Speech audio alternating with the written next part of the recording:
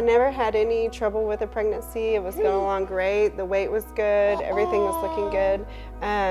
So we just went in for a normal checkup. When we got there, Dr. Wilson's like, "You're already dilating. I'm going to take you to labor and delivery." We had wanted to do just a natural delivery with both of them, and that kind of set things back too, because once Khloe was born, Keegan decided to flip and it wasn't going as planned, and so we had to do an emergency C-section with her.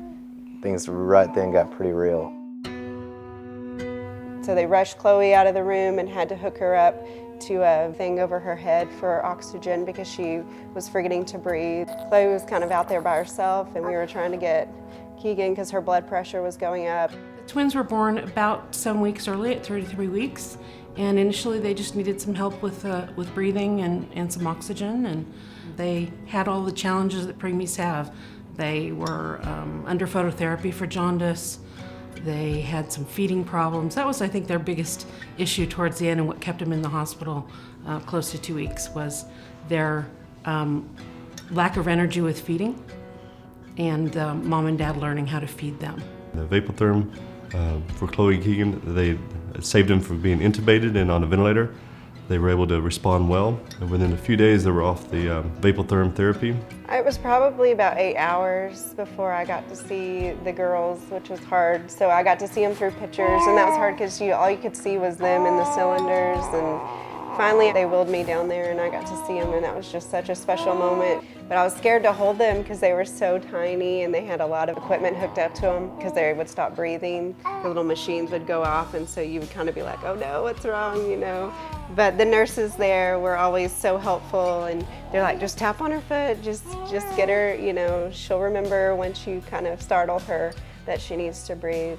As they were weaned from the oxygen, weaned from the Vapotherm, they were transferred into an incubator that's called the giraffe incubator, and it's large enough for both babies to fit in, so they were able to have skin to skin and be side by side. They just started progressing more and more every day, and I thought that was just really special to see. And even till this day, you can tell they just have a really special bond and a different language, and it's really cool to see.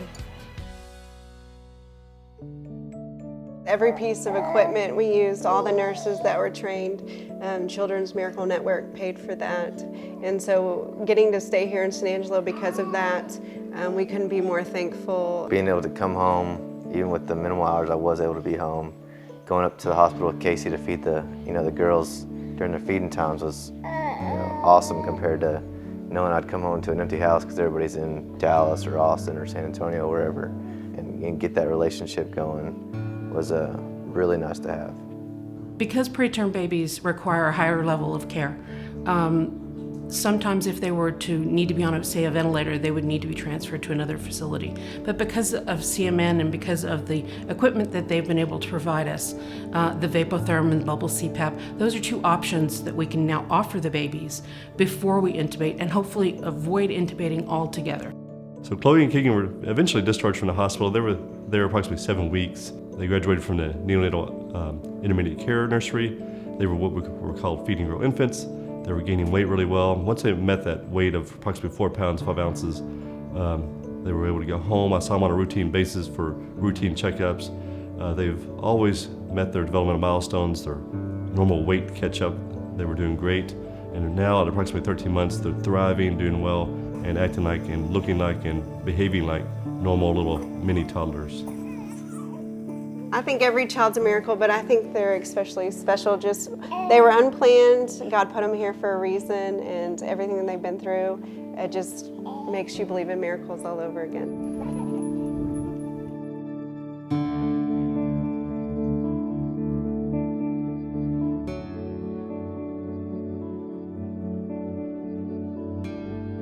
Please help support the Children's Miracle Network And help miracle kids like ours.